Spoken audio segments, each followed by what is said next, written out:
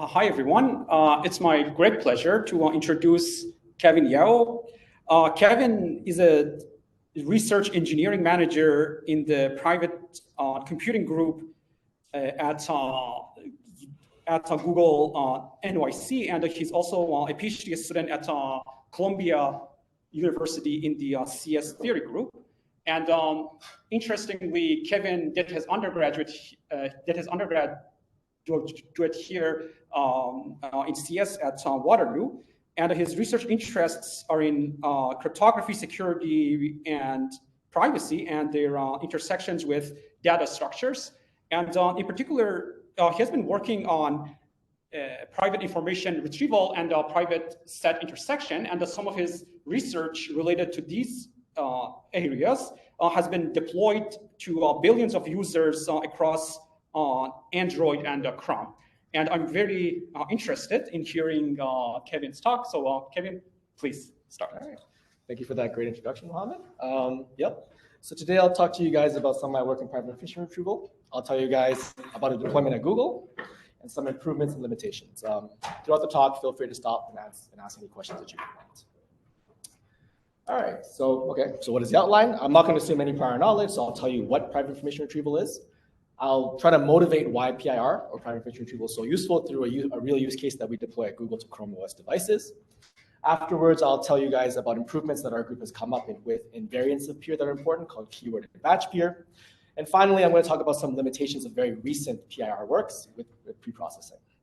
I think I have an hour and a half, so hopefully I'll get through everything, but please feel free to ask questions throughout. All right, so what is private information retrieval, or PIR? Simple question. It turns out to be a very, very simple and powerful primitive in cryptography. Essentially, on your right, you have a user. On your left, you have a server holding an entry, think of it like an array. Simply what happens is the client, as a query, gets an index I. We'll do something slightly complicated with the server to get the ith entry.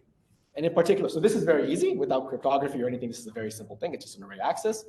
The real power of private information retrieval, the difficulty of constructing them, comes from the fact that we want to hide the requested index I from the server. So in particular, the whole goal of PIR is to allow these clients or devices to retrieve the ith entry without revealing I to the server. Okay, so it seems like a powerful thing, but if you're not convinced, I'm going to try to motivate this through a real-world example that we have launched at Google, which we call device enrollment, or Chrome OS device enrollment. So what is device enrollment?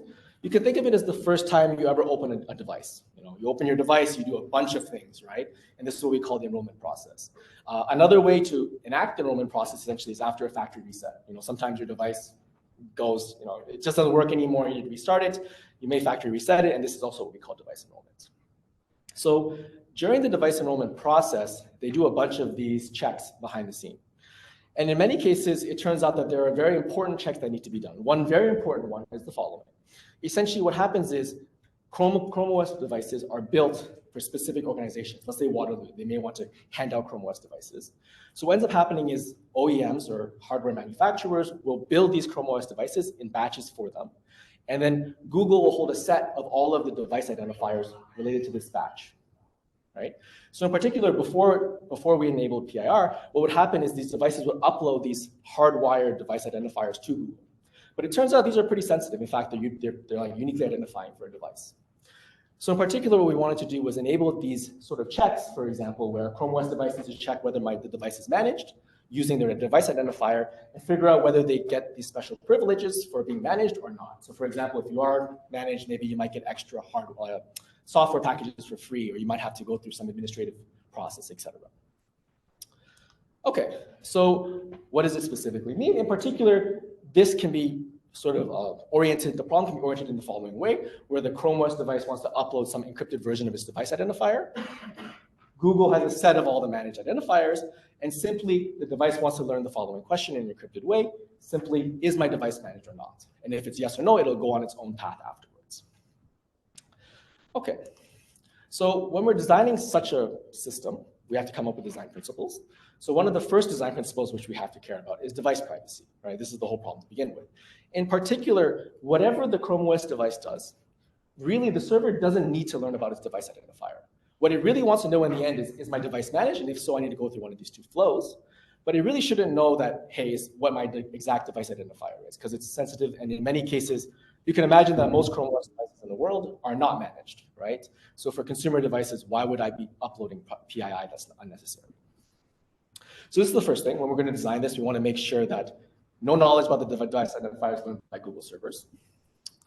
But it turns out there's like a reverse thing as well, in the sense that the database is pretty sensitive as well. We don't want people to learn sort of what are the list of managed devices in the world. So in a sense, what we really want to say is essentially, whenever a Chrome OS device does a query, it really should learn only about its own device identifier and nothing else. So in particular, how we're going to enforce this cryptographically is if you do one query, you should only learn about the query device and nothing else. So if you want to learn about K devices, you have to do K queries. All right, any questions? All right. So I'll keep going. So now I'm going to tell you guys how we actually use PIR for device enrollment. So in particular, let's start off. We have, let's say, this Google server. It has a list of n managed identifiers. And what we want to do is prepare it for PIR. So how we do this essentially is we take it and we hash it in two different ways. The first way, so essentially we use it in hash in two different ways. The first hash essentially hashes two random strings. And this other hash, h prime, will hash random points in elliptic curves. So the elliptic curve is going to be used to actually provide database privacy, essentially, but we'll see as we get there. So what ends up happening is we take the second parts. The server will take some private key k and essentially encrypt it using this using its server's keys. So this is going to be for essentially something called an oblivious pseudorandom function. So let's go about this. So what we then do afterwards is we take the identifiers, and we're going to use them essentially as bucket identifiers. So in particular, this is going to have some bit string, the next one's going to be some bit string, and so on and so forth. And we're going to take all the buckets or bit strings that are the same and bucketize them based on that. So essentially, after we bucketize, we know that ID3, ID16, all of them hash to all zeros, ID7, ID13 hash to all zeros and a 1, and so on and so forth. Okay, so now this is how we prepare the database. Now when we do a query, let's say the device has some ID it wants to query, and it wants to check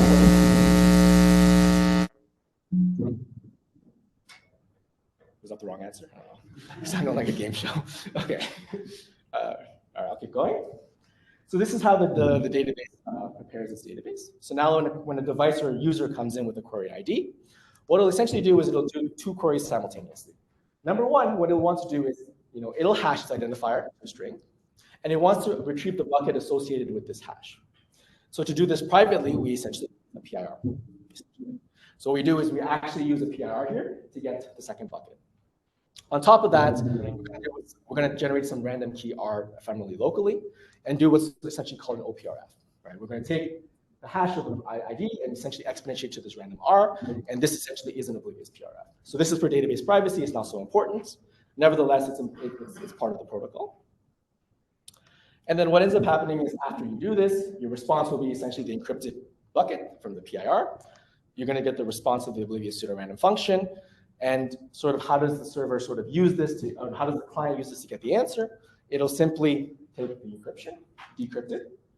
This is also an encryption. You can also decrypt it because we have the R there.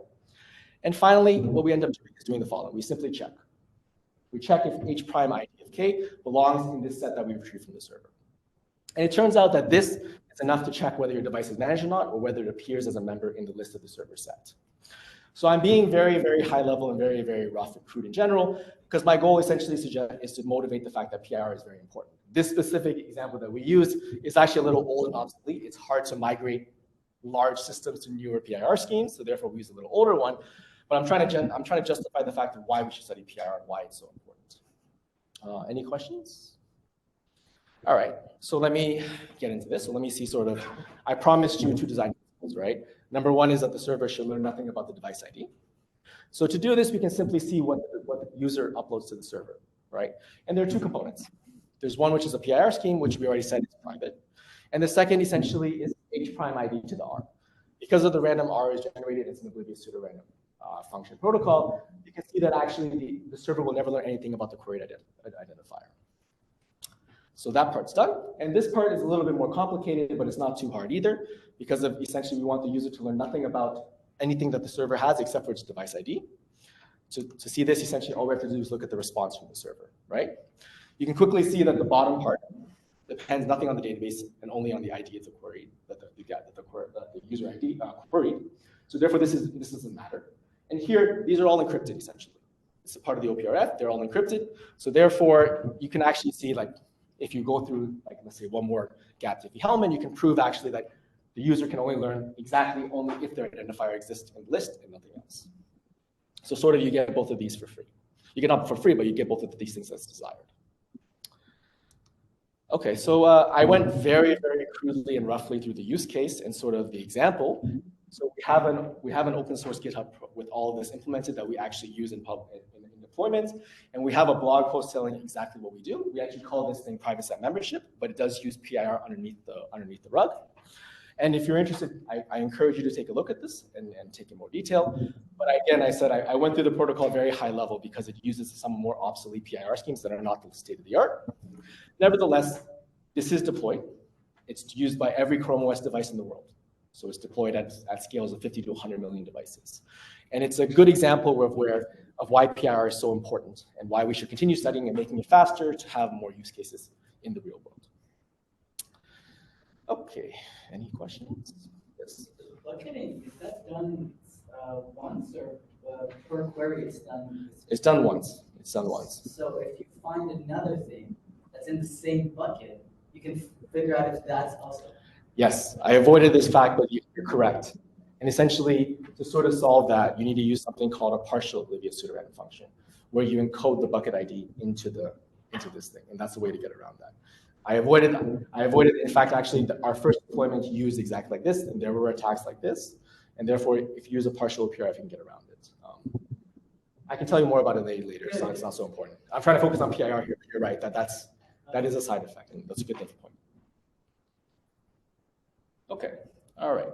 So I hope I convinced you guys why PIR is important. So let's get into it and sort of go into sort of new improvements, in particular, some of the more latest state-of-the-art works. And in particular, I'll tell you about two of my works. One is something called keyword peer, another is called batch peer. And in fact, I believe many people in this group have actually worked on these areas a lot. For example, Florian as well as Ian have done a ton of work in keyword and batch peer. Okay, so when I define PIR, which I'm going to go forth and call standard or index PIR from now on, essentially I define it such that the server has an array, essentially, of indices from 1 to n, and the user or the client or the courier has some index I from 1 to n. So while this is a very useful problem, it's not exactly the right one that models real-world data. In particular, the real-world data looks something more like the following, which we call keyword peer. Rather than having an array, typically the data is actually modeled as keys and values, right? You can think of this like, for example, URLs and web pages, or websites and certificates, so on and so forth. So in the real world, actually data is represented more like keys and values and not just simply an array. And in particular now, if we wanted to use this sort of data, the user has an identifier like an ID, let's say a string, as opposed to just an index from 1 to n. And the goal is still essentially, you do some math. Okay,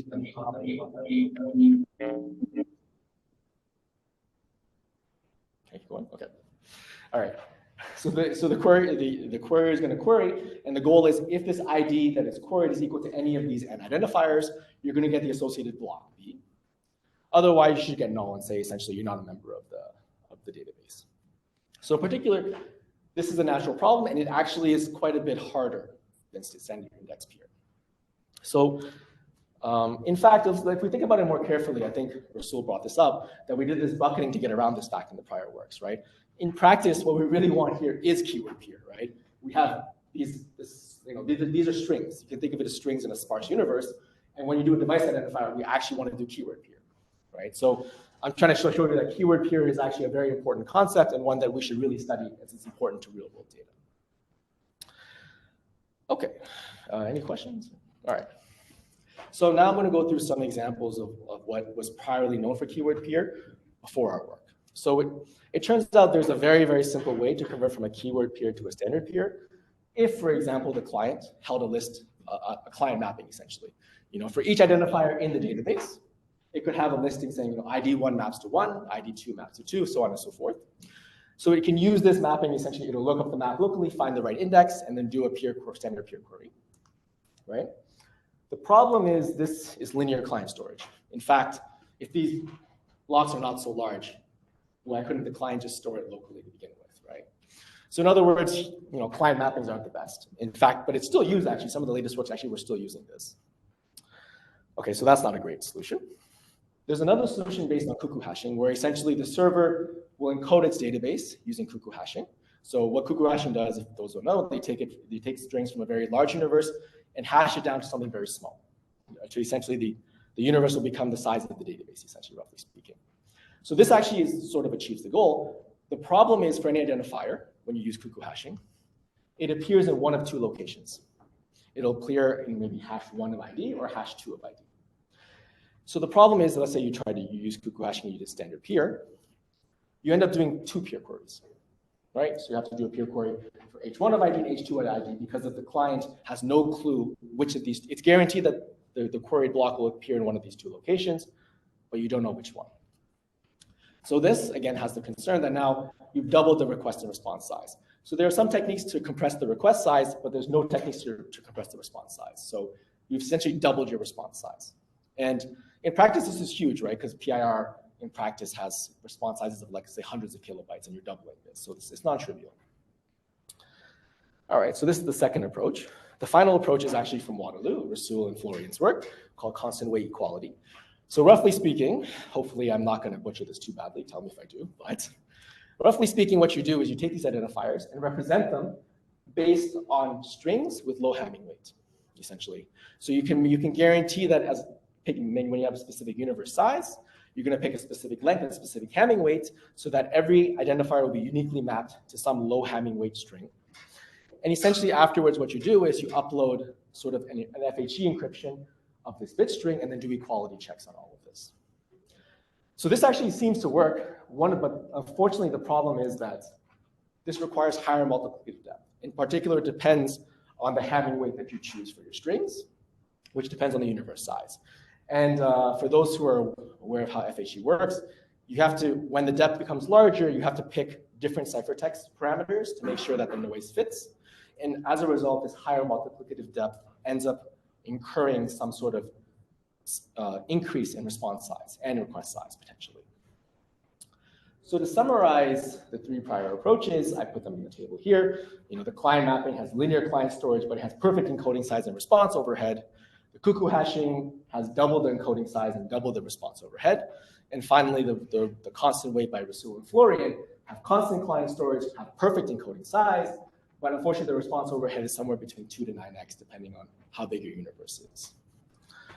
Okay, so the question we considered in our paper essentially is, well, essentially, what we really want ideally is we want to construct a keyword peer that is as efficient as standard peer, right?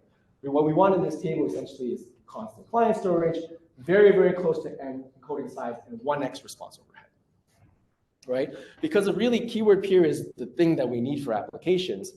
And there's still a gap sort of between what we can do for keyword peer versus what we can do for standard peer.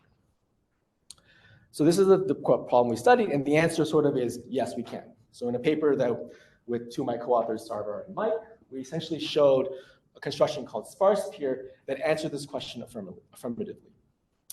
And this appeared at Usenix. Actually, you won a best paper award at Usenix. So what we showed is we showed 3 different kinds of constructions, various optimizations.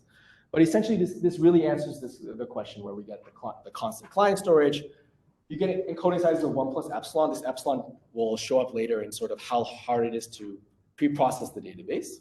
But you can really think of epsilon to be like 0.05 or 0.1 even, so 5 to 10%. And the response overhead is 1x, essentially. And one of the good things about our paper, essentially, is that it's really a framework. It's not like a specific construction. So any of the prior standard peers can be sort of, under certain sort of requirements, can be transformed into a keyword peer with essentially the same cost. So the good thing is our framework can incorporate all the prior sort of advancements in peer and hopefully all the future advancements in peer as well. All right, any questions? Otherwise, I'm going to get into the construction. Okay, hopefully I've been very clear and I'm not boring you guys. Okay, so the first idea of how you do sparse peer, which is not the best solution, so I'm going to caveat this, you're going to find out why it's bad, and maybe someone will see it very fast. But sort of the first idea we had to try to construct sparse peer is this idea of using linear systems. So let's suppose we had a database of n key value pairs, so n identifiers and n blocks. What we do is we take each of these identifiers and we're going to hash them into a matrix where each row is corresponding to each identifier. So each row vector will be a length m row vector. You can think of this as simply taking an ID and hashing it to a random length m row vector. So why do we do this? Well, we do this for the following reason. What we want to do is find an encoding of this database. So let's say we have an encoding of length m. And what we really want to say essentially is we want the dot product of the hash of the identifier to equal the block essentially. So let's suppose I take an encoding of the database. I hash an identifier to its according row vector. I do a dot product, then I want it to equal the block. So just to verify that this worked, that this is true if we can find such an E, what is this matrix saying? Essentially, we take this first row, dot product should equal B1. Same thing for IB2 and so on and so forth. So how do we do this? Well, what do we have? As inputs, we have both the matrix and the vector V, and this vector of solutions. And essentially, to find this encoding E1 to EM, we're going to solve the linear system according to this matrix and this vector, right? Makes sense? Not too complicated. It's actually there's nothing really groundbreaking here. But it turns out that this is not a bad idea to begin with, because for example, let's suppose we found such an encoding. If the client wanted to query, essentially what we're going to do is we're going to take an identifier. Let's say it's ID2. Let's say ID equals ID2. You hash it, to find its according row vector. You upload an FHE encryption of this row vector, and you simply do a dot product, right? And in particular, one thing I like to point out is what we're really doing with this is this matrix, this query vector. Well, you'll see later, but in prior works, this query vector is usually quite sparse. In fact, it only exists of like a single non-zero entry. Whereas in our work, what we're doing is using linear systems. We're exploiting the expressivity of the query to pack much more information about it. So keep this in mind as we go through later. But sort of, let me just complete the query.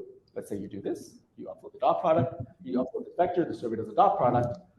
You'll immediately see you get the answer, right? Because when we originally solved this, we made sure that the second row vector, dot product with the encoding, is exactly equal to block 2, right?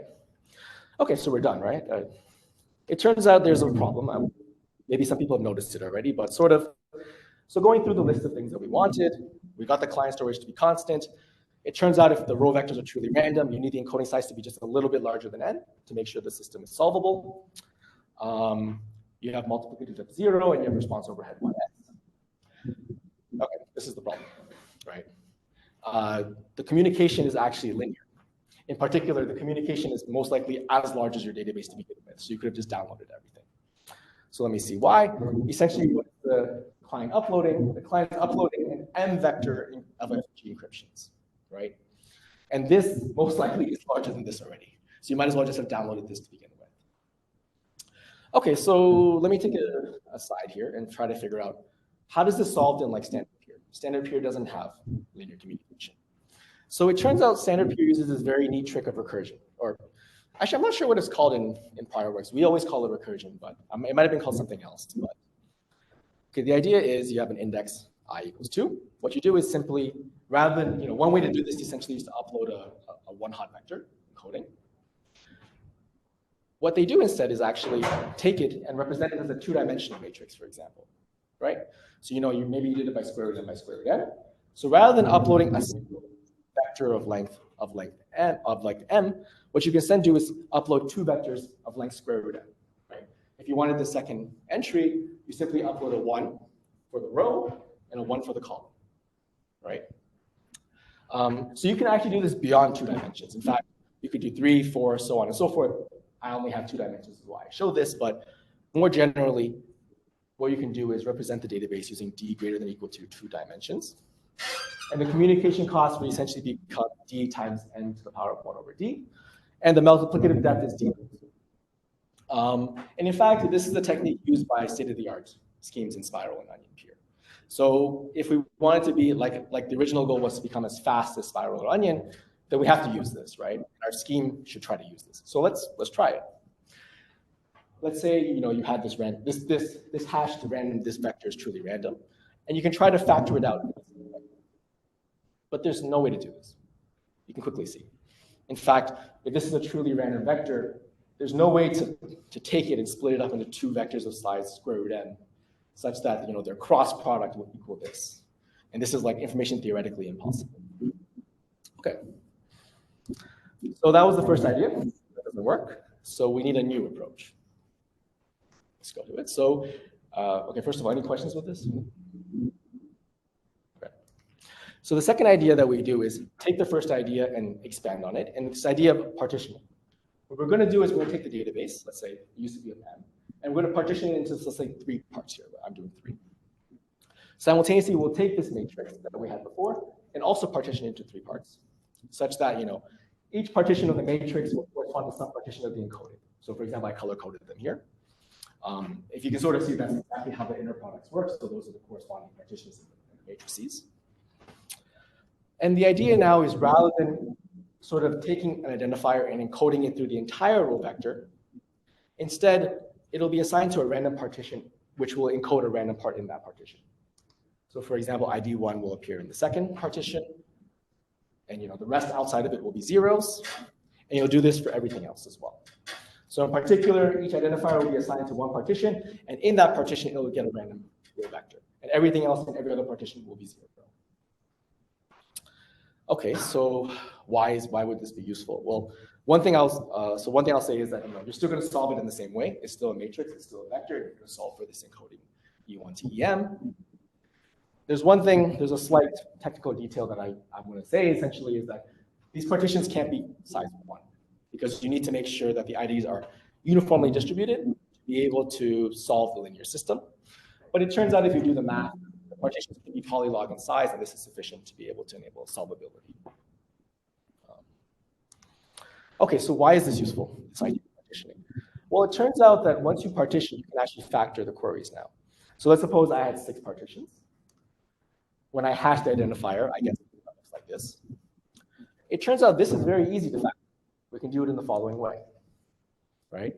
So what we're going to do is the first dimension will encode the random vector in the partition. And then afterwards, the remaining thing is to tell you where the partition is, right? So now essentially what you can see is that hash ID, if you sort of did the cross product between all of these, you'd get that hash ID would appear here, essentially. Okay?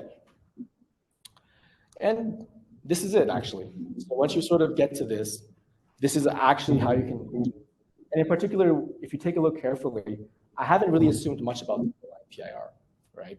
The index PIR I'm using is identical. The only difference is that right here, I'm using more of the slots to encode information, as I did before.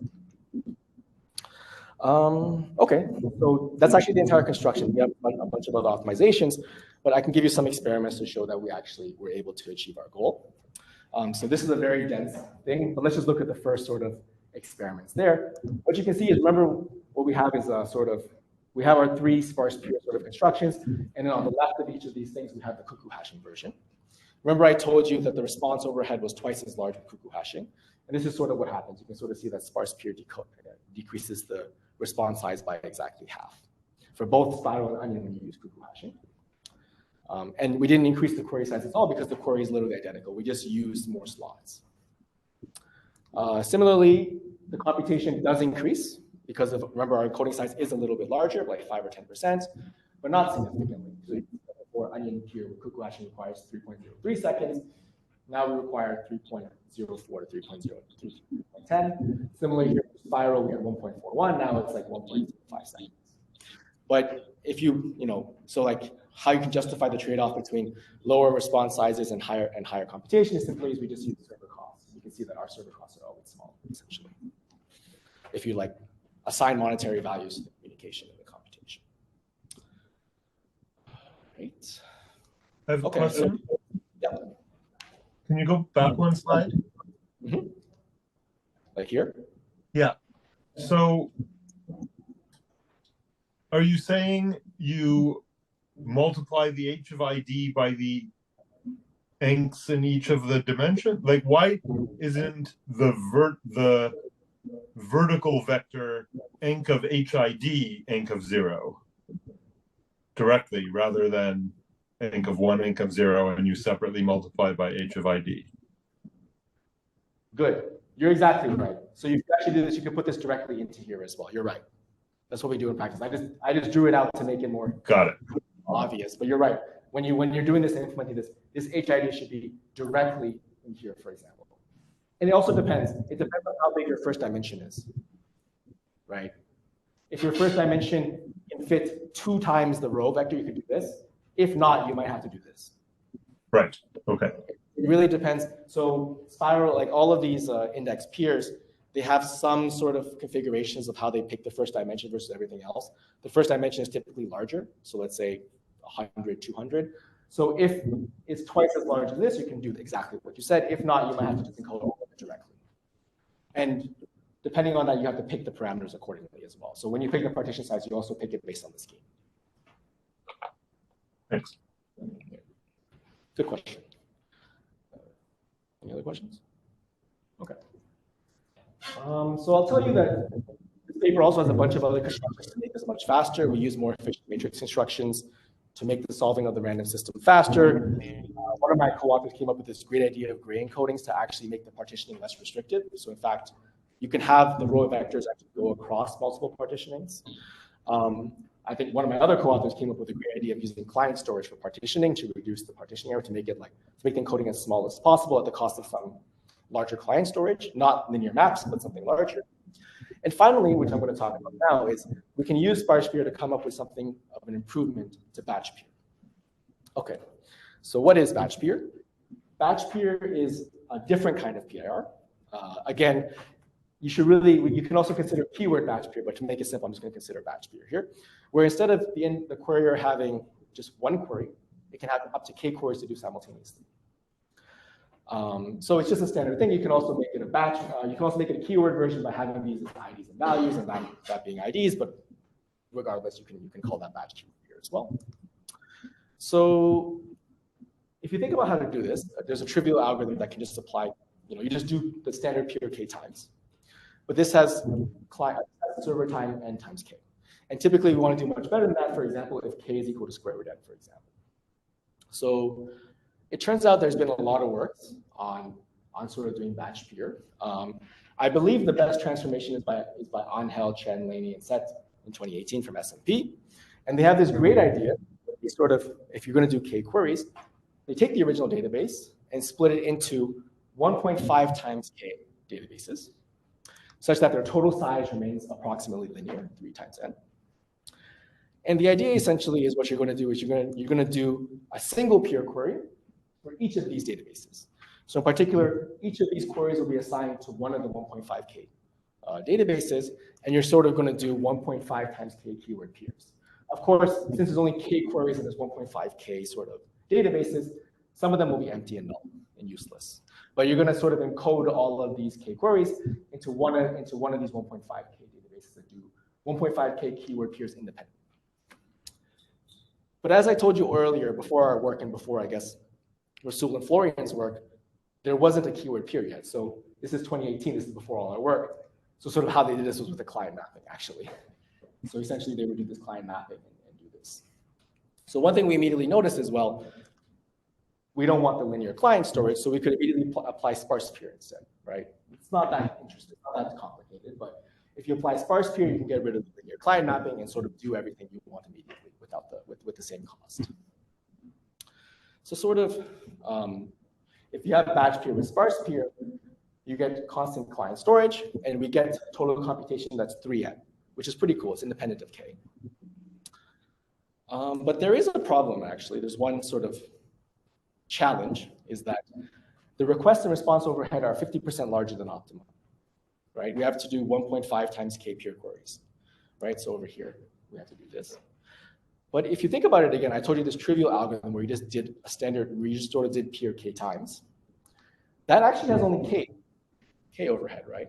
So there is some trade-off here. By sort of using this approach of getting total computation to be 3n independent of k, you do increase the request and response overhead by 50%. So I'm not going to go through it, but it turns out that there is a way to get around this, and we showed in a paper, and that's going to appear at Usenex 2024, that in fact you can get this down to almost 5%, essentially, with the same total computation cost. And it's this idea called oblivious ciphertext correction. I don't know how I'm doing on time, but I don't think I'm going to present this because I want to go into sort of the limits parts as well. But sort of, all of these are sort of aligned in the same way that, so both works I sort of want to get the takeaway as is they use these ideas from linear algebra and making more complicated things beyond what was done before. Any questions? Okay, so that's it. I'm not going to talk about this because I don't think I'll have time, and I want to get to sort of the last part. So now I'm going to sort of, now I'm going to switch gears a bit and sort of talk about some of the later works in PIR, called PIR with sort of preprocessing, and in particular talk about the limits. So maybe try to do a delicate balance between theory and sort of practice here in my talk. Okay, so one thing I'd like to point out is that all the constructions I've told you so far have linear server time, right? If you really think about it, even this very advanced sparse peer technique, all we're doing is really reducing communication or reducing sort of encoding times, but all of them still require linear server time. When you do a query, you need to operate on the entire database, right? And you can think of this as a real big limitation because if you don't have privacy, when you do PIR, you do it in constant time. But in fact, as soon as you want PIR, most of the state-of-the-art works require linear time, which is pretty expensive if you think about it. So in fact, it turns out that this is inherent, and it's been known for almost 2 decades. So by Malashine and Malkin in 2000, they proved that without preprocessing, the server computation for any single query, even multi-server PIR scheme, must be linear in the database size. So in other words, it seems like we're done, right? Okay, PIR always has to have linear time in the database size. So it actually turns out that it's not the case. There's 2 pretty large caveats here that I'm going to highlight. The first is that it assumes there's no preprocessing of the database. And the second is that it assumes there's a single query peer scheme. So it turns out that if you look at this more carefully, there are actually 2 ways to circumvent the linear lower bound. One is to use batch peer, and another is to use something called peer with preprocessing. So going back, did our batch peer actually achieve this? Well, the answer is yes, right? If you think about it more carefully. We only had to require total computation 3n, which is independent of k. So it turns out that the amortized query time is n over k. So in particular, if I set k to equal square root n, I've actually answered a query in amortized square root n time. Right? So in other words, batch peer is one way to get around this lower bound. And in fact, if you think about it carefully, you can get it for free, theoretically. Right? Doing one query costs linear time. Doing k is the same cost, essentially. Right? So in fact, batch peer can give you a way to circumvent this lower bound. Okay, we'll revisit this later, but let me talk about the other way to circumvent this lower bound, which is what I like to call this peer with prior preprocessing. It's also known as online-offline peer as well. So sort of the idea is in a preprocessing or offline stage where you don't have the query, that the client and the server can work together to compute some hint that's private, that's only seen by the client. In particular, so it's going to take this client and it'll be stored locally on the client side.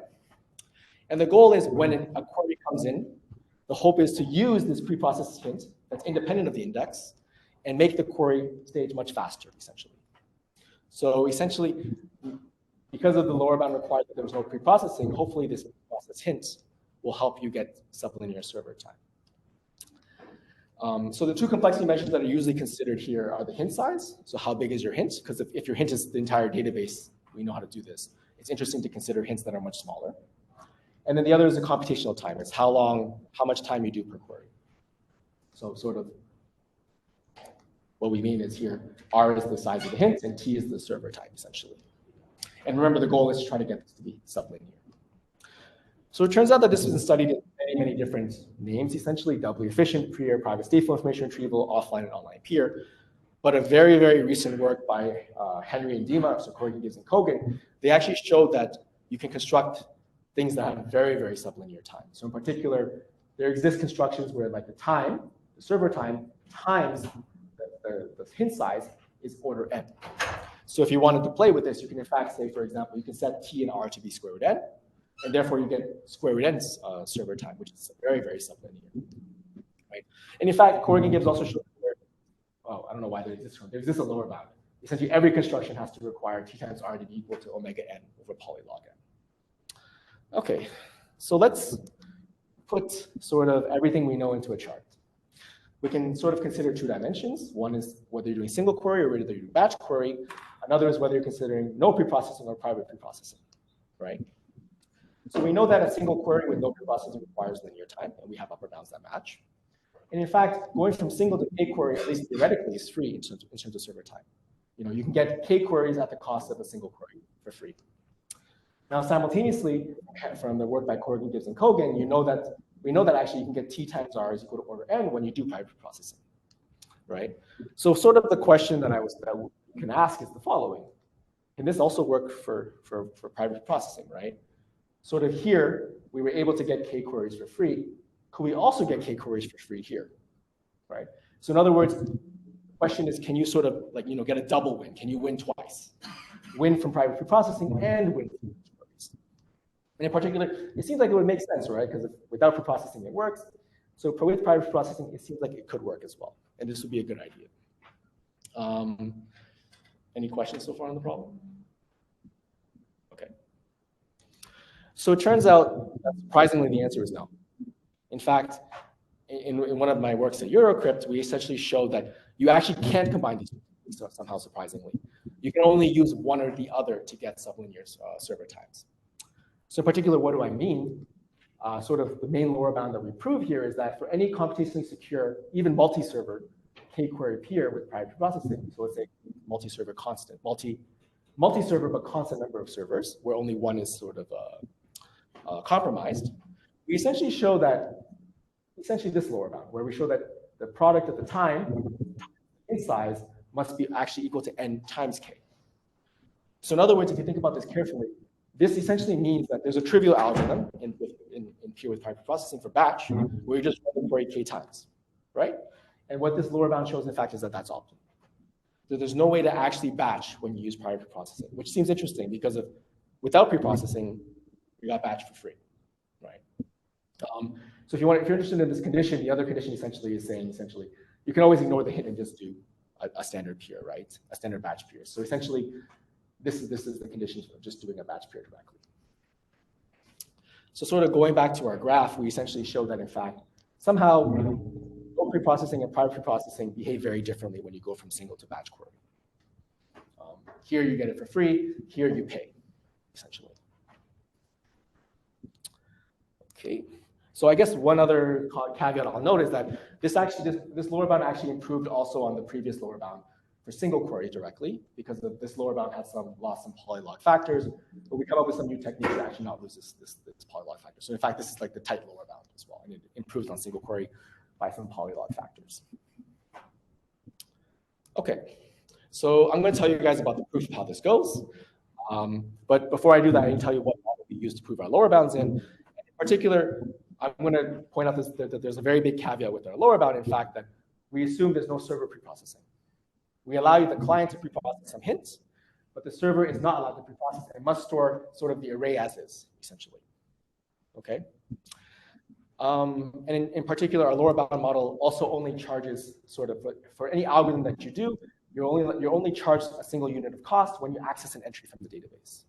So in particular, this is bad for our lower bound, but this makes our lower bound more encompassing. In particular, we allow any computation for free. The only time we ever charge you is if you access a piece of memory. Okay, so you may ask, like, this seems like a very weak restriction, right? The whole point is we're trying to prove a lower bound through preprocessing. I let you preprocess here, but I don't let you preprocess here, right?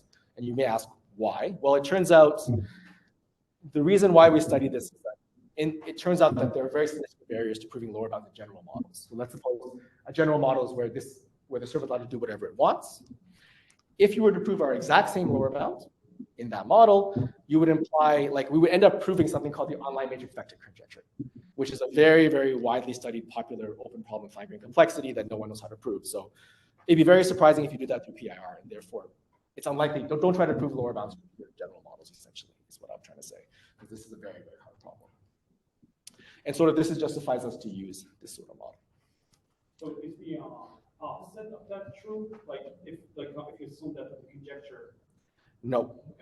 So it's really a barrier for our lower bound. In fact, because what you're saying is the opposite would mean that if you built a better construction, You'd also show that the online image conjecture is false. That is not known to my knowledge. So in this paper, we have a reduction only one way, and the other way is an open question. In fact, I will say that one thing is this reduction only works in the multi-server model. So it doesn't work in the single server model either. That's an open question. But like our proof techniques that you go back to our proof, it actually works for any multi-server. So therefore, theoretically speaking, you could prove this lower bound for the single server model and the generic thing, but you'd have to use a vastly different approach than the one I'm going to show you here. Good question. Any other questions? All right. I'll go through a very, very high-level, rough proof technique of how this goes. And essentially, this lower bound proof goes through 3 different steps. The first is we're going to establish a relationship between queried and probed entries. I'll tell you what queried and probed entries are later. The second thing is we're going to try to figure out and discover something we're going to call good batch queries. When I say good, I'm literally meaning impossible batch queries. And then finally, finding a set of these too good to be true and impossible batch queries, we'll come up with an impossible encoding of the database, which will end up proving our lower bound, essentially. All right, so this is very high level. Let me just get started to tell you what I mean. So in particular, the first thing we're going to do in this lower bound proof is establish a relationship between queried and probed entries. So when I mean queried entries, I mean it's these ones. These are the entries that you're querying. You know, the client wants 217, 223. So I'm going to call these the queried entries. And then the probed entries are the ones that the algorithm actually touches. The algorithm wants to see block 2, maybe all of these blocks. So in particular, what we're going to do is we're going to figure out the relationship between the entries that are queried by the user and entries that are probed by the algorithm. So in particular, what we really want to see is the relationship. If you queried, let's say index 2 or entry 2, what is the probability you actually probe entry 2? All right, so let's get into it. For our lower bound to hold, we actually need to consider something. So let's suppose that you always touch at most half the entries, because we know if you touch every entry, you have a peer already. So this is not assumption, this is assumption that's reasonable for our lower bound. Let's suppose you touch at most half the entries. And the question we're going to ask is, if index I is queried, what is the probability that index I is also probed? So in particular this, right? If you query 2, what do you probe 2? And in particular, we want to distinguish from the case where, you know, maybe you query 1, but you don't probe 1. Okay, so let me start off by considering, let's suppose we consider it here in the information theoretic security setting, right? Where we're not considering computational. Then it's not hard to see that the following is true. If you consider perfectly secure information theoretic peer, then you can quickly see that the probability that index I is probed, conditional on the fact that index I is queried, should be approximately equal to the probability that index I is probed, even when index I is not queried. Why is this true? Remember that what does PIR consider? It considers privacy for the query, right?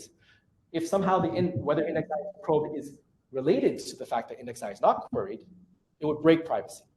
So for information theoretic setting, this is true. And it turns out if you work a little bit harder for computational security, you can also prove it's true. So in other words, this is a very powerful argument for us because this is the main difference between PIR and an array. So we're going to leverage this fact very, very heavily, and it's coming from the fact that the requirements for peer. Okay, so now the fact that this is true, what this means is whether index I is probed is independent of whether index I is queried.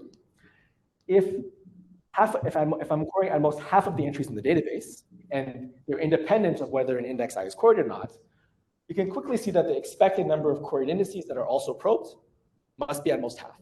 If you're querying k indices and the probability of them being probed is at most half, then you can see that half of the queried indices are probed, right? Okay, so why do I care about this relationship between queried and probed entries, right? So let's suppose I'm going to take the query set. I'm going to denote the ones that are queried and probed by blue, and I'm going to also denote the ones that are queried and unprobed by red. I can take the query set and sort of split it up into these two parts. So why do I care? Well, let's think about it.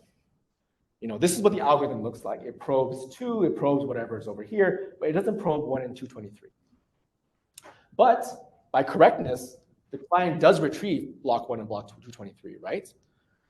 What it really means is that these are actually encoded for free, right? Somehow I'm only using the hints and the ones that are probed here, and I'm getting these for free, right? This seems immediately a little too good to be true, right? Immediately this says, well, either like you couldn't have gotten information from here because that and that are not the same. So there must mean something that must be stored here, right? The free entries must somehow be encoded in here. And sort of this is how we're going to get to our lower bound. So going to a step back, sort of this didn't seem to make sense, but this is very nice for us, right? If the expected number of query indices that are probed is at most k over 2, then the expected number of query indices that are not probed is at least, and meaning that these are a lot of free queries, right? In a sense, somehow the hint is encoding quite a bit of information about what's going on here. Okay, so that seems interesting. So let's go on with that, right? So let's say I'm trying to prove a lower bound. So if you give me a scheme that's too efficient, I need to show you something impossible, right? So my goal now is to say, okay, now I want to find a lot of these batch queries. I want to find a lot of them where you have so many free entries, right? And in particular, what I really want is I want these free entries to be minimally overlapping. So what does that mean? You know, let's say you did one query, you did the same thing again, you found probed entries, you moved them, and you found all of these free entries, right? Let me put them aside and let me do another query, right? Maybe I do it again, and this time I sort of encoded the free entries using green, right? What I really, really want is that, well, I'm trying to prove something impossible. If I can get all the database entries for free, that must mean the hint must be really large, right? So in particular, what I want to do is I want to find a sequence of batch queries where all these free queries are not the same or minimally overlapping, right? So, okay, this might sound very crazy, but it turns out actually, if you just do random batch queries and you can do some stuff, you can prove some stuff via combinatorics, you can prove that actually random batch queries already satisfy this for any pure scheme that's too efficient, right? So, all right, okay, so that's good. In fact, random batch queries are good. So I'm sort of doing something impossible here, right? I'm sort of saying, I am winning too often. I'm getting too much information for free if the hint is not too large. So how we finally sort of go to some other technical point, which I'm not going to go into too much detail about, but sort of you can use the properties that I proved in the first two steps to come up with an impossible encoding of a database. In particular, you use the batch queries to efficiently encode a large number of free entries, right? I only need a very small subset of the database to get a large portion of the database for free. And in particular, what we can show is that there exists an encoding of an n-bit random database using only t times r bits, right? So I'm not going to show you exactly how to do this. It turns out that this is pretty mechanical using when you have the first two techniques. But afterwards, you're literally done. Because you can apply Shannon's source coding theorem, which says that you can literally not, if you have an n-bit random database, you can't encode it using less than n bits, right? So if the encoding must be at least n bits, and my encoding size is already t times r, it immediately implies that t times r must equal omega n, right? Actually, omega n times k. So this should actually be t times r divided by k or something, but I did it for the single coordinate case. Okay, and I think that's it. I didn't know I had an hour and a half. I only included for an hour, but sort of that's the result.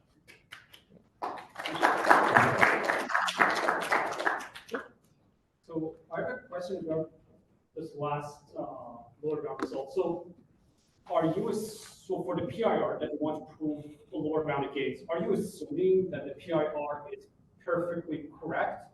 Because if it's not perfectly correct, if there's an error, then the compression argument will be a bit trickier.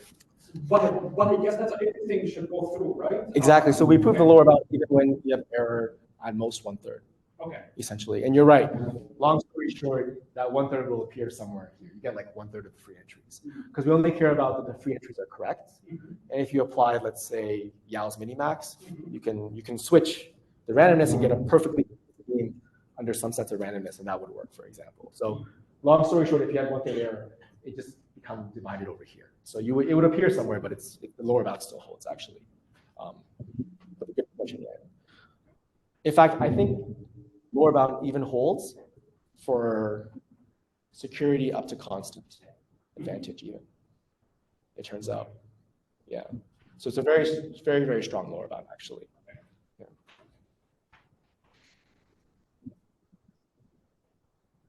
Okay, go ahead. Can you say a few words about how a lower bound against like the general scheme and preprocessing results the only condition? Good question. Okay. So let me go back.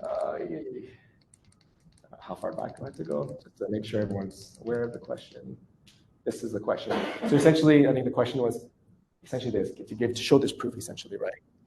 So I think I mentioned earlier, this only applies for server pure lower bounds. I don't know if I have to try, but do you guys know how the pure algorithm information theoretic that requires square root n communication? Are you guys aware of how it works? Roughly speaking, you arrange the database in a square root n by square root n matrix. To one server, you upload a random bit vector, and you do a dot product and get back one of the, some subset of the rows XORed. For the other database, you do the same thing, but you just flip the bits of the row that you want, right? So it's not too important what happens here, but this specific scheme, it requires essentially online matrix vector multiplications. The database, the server both servers have a database of square root n by square root n size, and a query is essentially a vector being uploaded. So what does the online matrix vector concept say? It says that, can I take a matrix of size square root n by square root n, pre-process it in some polynomial time, such that I can answer matrix vector multiplications faster than I've done before, right? So in particular, if you proved our lower bound in the general model, it would mean that essentially that specific scheme is optimal, which would mean that there's no better way to do matrix vector multiplication online. And that would immediately imply the online matrix vector conjecture. So to answer your question, you can see why the opposite, the converse we don't know, is that I don't know how to essentially build an online matrix vector algorithm using a pair. So that's an open question, and if you could prove it, that'd be really cool to sort of prove a tight connection between two seemingly very random concepts in TCS. Does that answer your question? So in some of the pre-processing PIRs, for example, you most likely know that what they call doubly efficient PIR, but it is not in the batch setting. So there, the server is also processed. So now in the online time, the sender is working with the processed server. Exactly. So like going back here, let me try to show you here. We get a picture. So here, I call this like private preprocessing because it's here, right? Another way to view doubly efficient here is what we call like public preprocessing. So you can take the database and then the hint is sort of public, right? So it's available for every client. So there's a very like a breakthrough work in stock this year by, I guess, Daniel Wicks, Ethan, and sort of Weikai that show that in that model, you can actually get time like logarithmic essentially, right? So you can view it actually like essentially the hints being here. In fact, I also have a lower bound at SOTA in that model where we showed a higher lower bound. So here, I think I showed a lower bound of t times, we show that t times r, let's go single query here. We show that t times r is equal to omega n, right? So we can show a gap in sense that in that model, again, not general. So we have to make sure the hint is sublinear. We have a lower bound of SOTA showing t times r is equal to omega n log n. And you can see that that doesn't contradict the Wicks lower bound because the Wicks upper bound is something like their space is poly n right now and their time is log n. So in fact, one thing to think about is that we talked to Daniel a bit, and we think that actually the right construction, the optimal one, should be linear space and polylog time, essentially. But you're right, there's another way to view this where essentially the hint is, oh my God, I wish I had done these slides, but the hint is just public up there, and that's how you should view doubly efficient pure. It's like Google, like one company, and only itself, all the results of PIR, like you call that, two multiple servers, like Yeah, you're right. Roughly speaking, it's hard. Like multi-server peers are much faster, right? But the problem is they come with assumptions that how do you assume that two servers are not colluding? And in particular, in the real world, these databases are not colluding. So these two servers have to be not colluding while simultaneously communicating all their updates together, right? Which is a very weird assumption that is hard. So in fact, maybe you already noted this, that most of the work I study, especially upper bound wise, were all single server, because that's the one that we think at least is the easiest to deploy. And from a privacy case, it makes the thing, right? If you're a user, you have a single server you trust, no one else can compromise you as long as the query is correct. Whereas when you're doing two server, you're at the whim of, I don't know, legal restrictions, trusting two parties don't collude, so on and so forth. Yes. Distributed point functions, they're beautiful, right? They're so fast. In the two server model, they're like literally XORing the database. they're that fast, but they come with that, unfortunately, that caveat that we don't know how to, at least from my perspective, I don't know how to justify. Maybe you can tell me, would you guys feel safe if we had like Google plus, I don't know, some other, okay, well, I'm saying no, so that's good enough. It's like hard to justify, you can see. Yeah, I'm not sure that's gonna work. I don't even think that would, no. I'm not in the legal, I don't know, I'm not in the leadership. I can't tell you why that would work, but I'm gonna go ahead and say it probably won't. Like, you like, engineering product group? We're not, no, we're actually a research group. We're like a cryptography research group, essentially. So you are you working with Mariana regularly? Yeah, she's in our group, exactly. Yeah. So we're like, Mariana's there, do you know Modi Young? He's also there. We're all like a research group, essentially. Like, I think she's like working more on more encryption and Yeah, she does a lot of work on machine learning, FHE-based stuff, right, essentially. And we also use FHE. They're all related in a sense, right? Most of the latest techniques in cryptography, advanced cryptography, are based on FHE, OPRFs, so on and so forth. So it's all these kind of things. on the other hand, there's like CMU, she's a big different direction, and she's very lightweight cryptography, no. Right. So actually, they're following in this work. Where's this? Their work for PIR is following all of these lines of work, actually. Yeah, I think so. Like, I think this is hers, actually. Yeah, one of the important work.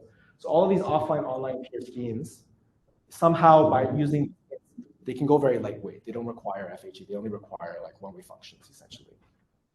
Well, some of the more theoretical ones still require some very complicated FHE, but let's say Piano, if you don't want logarithmic communication in a single server model, you can get away with one-way functions. I presume. Is with server preprocessing also like gap open bound? Like the server did some preprocessing with the database. With that. You mean let's see, let me see. You mean Yeah. so you're saying like server preprocessing here? Yeah.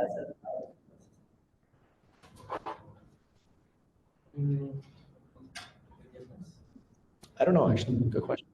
We didn't. Because you said this is particularly for client. Yeah. So for client hints, for server preprocessing, that's a good question. I don't know. Because you said if it was a client, you said if it was like a global client hint, that would create a gap, right? Yeah. So we have So essentially, you think of here's t times r equals omega n is the lower bound for single query. If you had server presence, t times r is equal to omega n log n. So the question is, does that multiply by k if you do the lower bound, or can the upper bound get for free as well? Like not even the k query. Like that's also using just even a single query. Like, Okay. yeah. There is a gap. Yeah. So like we know that server preprocessing, you need at least logarithmic more in the product. So like that makes sense. Like so this is t times r equals theta, and this is actually typed. And if you have like a last row, which is like client private processing is public processing, the server, the single query will be t times r is equal to omega n log n. Okay. So we know there's at least a logarithmic gap. I'll caveat that saying don't try to work on that lower bound, because improving that lower bound in the single query model would imply lower bounds for branch programs, which is like a 30-year-old TCS problem that no one's touching. So don't try to do that. But you could theoretically try for the K query if you wanted to. That could be interesting. Any other questions? Okay, let's time-based. Here we go.